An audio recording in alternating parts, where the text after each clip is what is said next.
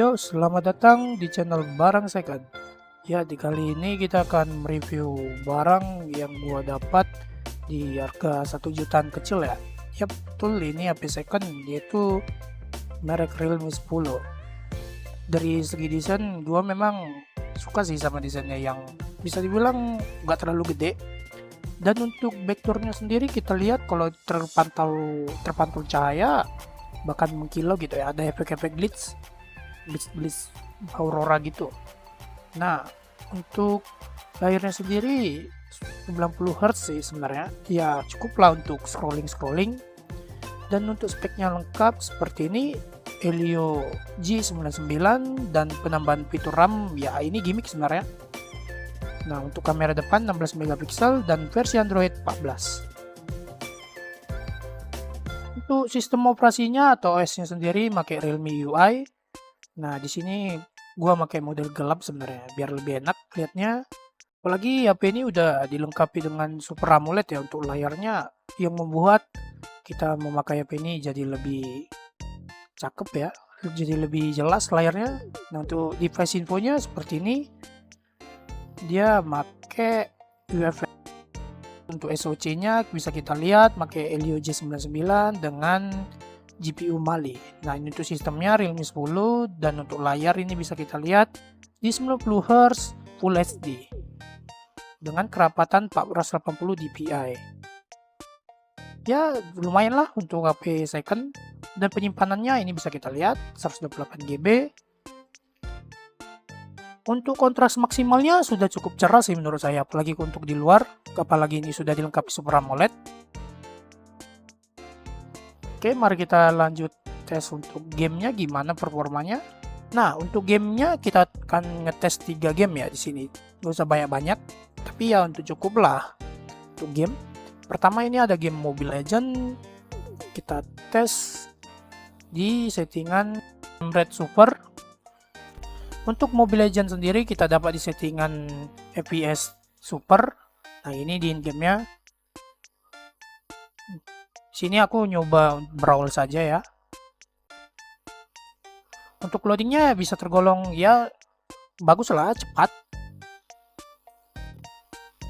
Di angka FPS-nya mungkin kita dapat di 60-an. Ini gameplaynya kasih tunjuk nih seperti ini. Ya, untuk FPS-nya stabil di 60-an lah. Drop paling 2 FPS ke 58 apalagi keluar. Oke, untuk performanya bagus.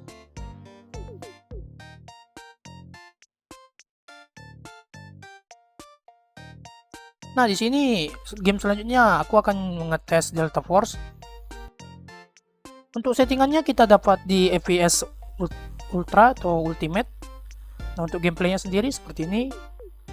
Ya, dia dapat di angka 40 FPS. 50 lah stabil. 40-50 ya cukup lah untuk bermain game, apalagi ini gamenya lumayan berat, apalagi banyak objek-objek.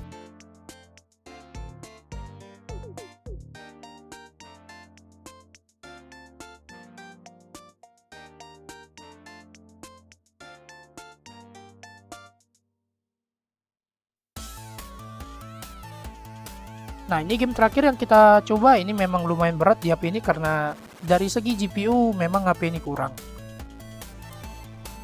Itu game Zenless Zone Zero. Untuk settingannya kita buat di rata kiri aja dengan 60 fps. Ya, walaupun di pada in gamenya kita tidak bisa dapat di 60 fps. Dia bisa saja drop ke 15-30 tergantung kondisi dimana objeknya banyak. Kalau dalam team fight begini bisa saja dia drop ke 20 sampai 15 fps. Nih, aku kasih lihat nih. Ya bisa dibilang untuk game Zenless Zone Zero HP ini tidak direkomendasikan sebenarnya karena tidak playable atau tidak nyaman dimainkan saat bermain di 60 fps.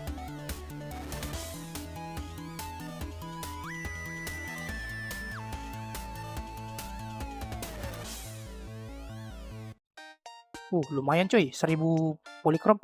Klaim dulu dong.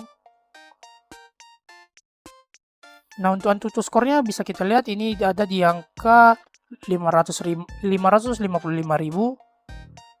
dengan GPU score di angka 50.000. Ya ini memang kurang sih untuk performa segi game yang mengandalkan GPU.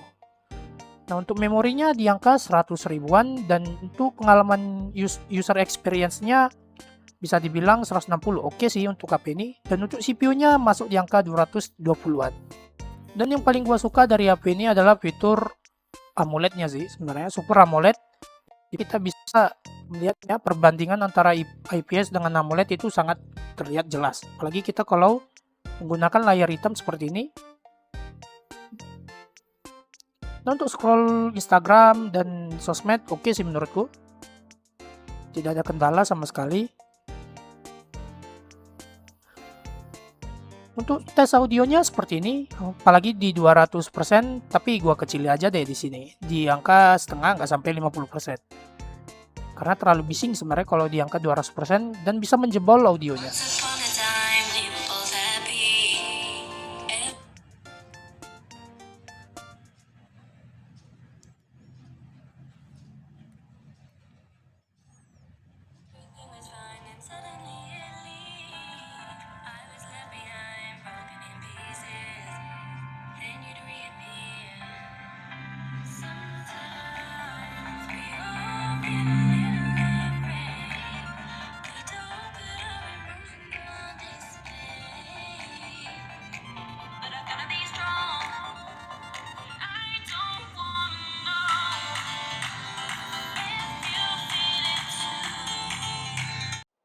Nah untuk desainnya sendiri, di bagian atas hanya terdapat sensor, dan di bagian bawah ada audio jack, charger Type-C, dan audio. Dan untuk audionya ini sayangnya cuman mono audio. Untuk perekamannya hanya mentok di 1080 60 fps, dan HP ini tidak dilengkapi oleh optical system atau electrical system.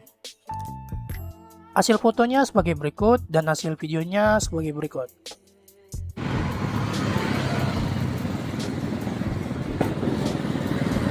Cuman kalau yang aku lihat di informasi forum-forum, katanya untuk HP ini memang tidak dibekali kedua sistem tersebut.